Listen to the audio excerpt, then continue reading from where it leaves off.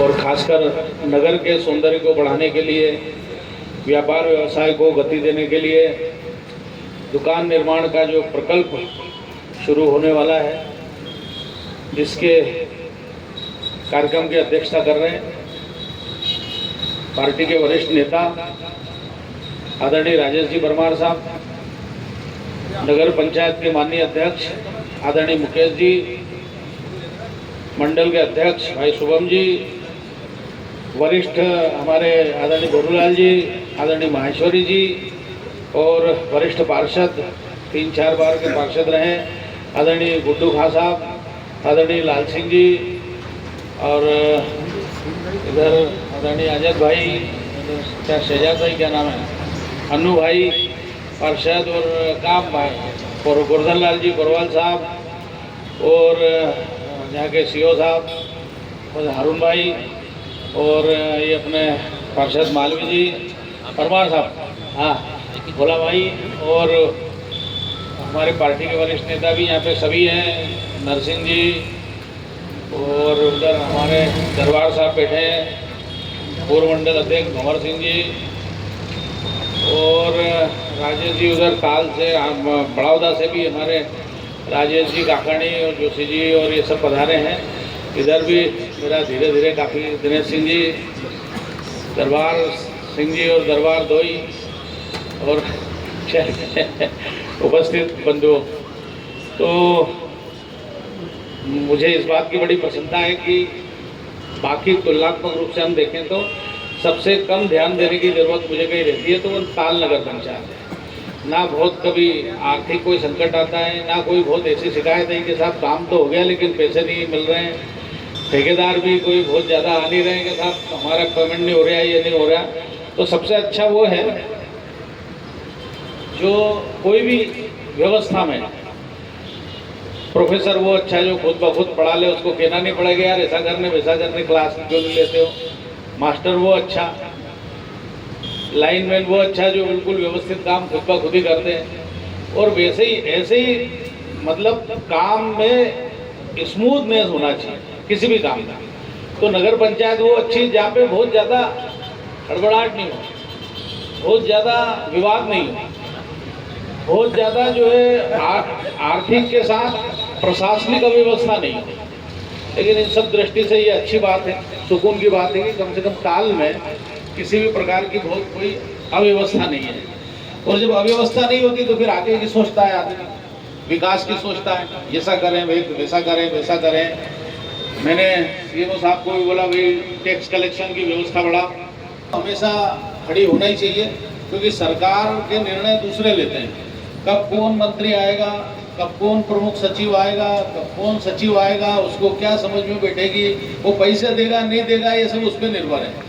लेकिन अपने हाथ जगन्नाथ जब अपन खुद ही और अपने संसाधन यदि पैदा कर लें तो जो नियमित मिलता है उसमें भी हम क्षेत्र का विकास कर सकते हैं। दूसरा यह है कि कोई और दुकान बनाए, कोई और इस तरह के आयोजन करे तो वो अपने हिसाब से करता है, कई बार पालन करता है, नियमों का नहीं करता है। लेकिन जब नगर पंचायत करती है तो वो पूरे नियम का पालन करते हुए, बाहर जगह छोड़ते हुए, मतलब पूरा नक्शा ध्यान में रखते हुए विकास करती है। जब भी हम देखें आसपास कहीं और भी कहीं जाए किसी अच्छे समृद्ध शहर में, तो जहाँ बहुत बेहतरीन बसाहट होती है वही शहर सबसे अच्छा होता है। जब कोई आगे इधर निकला नहीं, कोई वहाँ निकला नहीं, कोई वहाँ निकला, तो फिर उस शहर को लोग अच्छा नहीं मानते, कोई यार ये शहर अच्छा नहीं है, ये देश भी अच्छा नहीं है, कानूनी नहीं है।